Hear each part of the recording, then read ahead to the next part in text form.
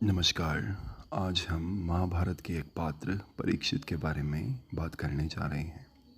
तो परीक्षित को सतयुग का पुनर्जन्म भी माना जाता है, जो हिंदू पौराणिक कथाओं में पहला युग है। भागवत पुराण में कहा गया है कि द्रोण के पुत्र अश्वत्थामा ने पांडवों के उत्तराधिकारी राजा परीक्षित को मारने के लिए ब्रह्मास्त्र तैयार किया था, जब वह अपनी माँ उत्तरा के घर में थे। अश्वत्थामा कुरुक्षेत्र युद्ध में अपने रिश्तेदारों और दोस्तों की हत्या का बदला लेना चाहते थे। उत्तरा अस्त्र की तेज किरणों से भयभीत हो गई और अपने बच्चे को लेकर चिंतित हो गई। उसकी सास सुभद्रा ने अपने उत्तराधिकारी को बचाने के लिए कृष्ण, जो उनके भाई भी थे, से मदद के लिए प्रार्थना की।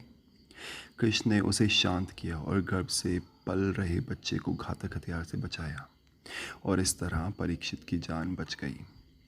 इस प्रकार उत्तरा से परीक्षित का जन्म हुआ।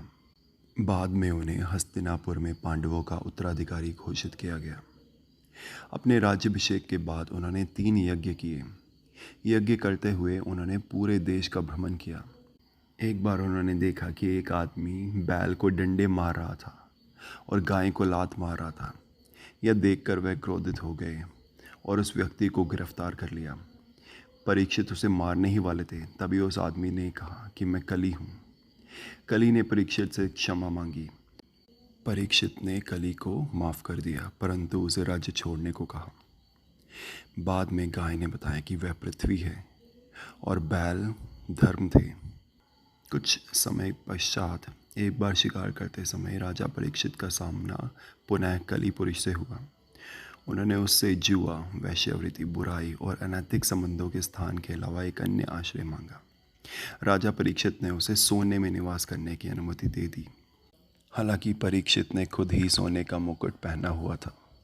कली पुरुष राजा परीक्षित के मुकुट में प्रवेश कर गया तथा उनकी मति भ्रम कर दी। उसी समय वहाँ पर एक ऋषि शमिक अपने ध्यान में मग्न थे।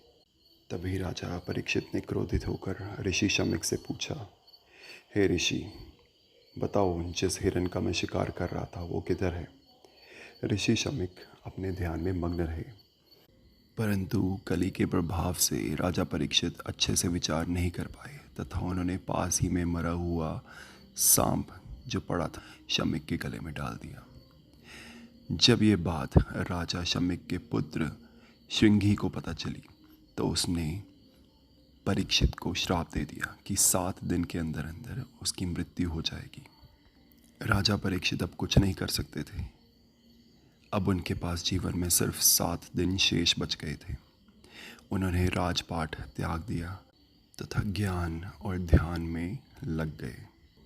7 दिन बाद नागों के राजा तक्षक फलों में कीड़े के रूप में राजा के पास आए और परीक्षित को काट लिया, जिससे अंततः उनकी मृत्यु हो गई। तक्षक द्वारा अपने पिता की मृत्यु की खबर सुनकर परीक्षित के पुत्र जन्मेजय ने 1 सप्ताह के भीतर तक्षक को मारने की कसम खाई तथा उन्होंने एक यज्ञ शुरू किया, जिसमें ब्रह्मांड के प्रत्येक सांप को हवन कुंड में गिरने के लिए मजबूर कर दिया। हालांकि इंद्र तक्षक को बलिदान में फंसने से बचाने की कोशिश करते हैं। यज्ञ करने वाले ऋषि इंद्रय स्वाहा तक्षाय च स्वाहा का जाप करने लगते हैं। इससे इंद्र भी यज्ञ में खिंचे चले आते हैं। बाद में इस यज्ञ को आस्तिक मुनि ने ऐसा करने से रोक दिया। इस प्रकार तक्षक बच गया और जन्मेजय ने अपना यज्ञ रोक दिया। वह दिन श्रावण मास की शुक्ल पक्ष पंचमी थी और तब से इसे नाग पंचमी के त्यौहार पे मनाया जाता है। धन्यवाद।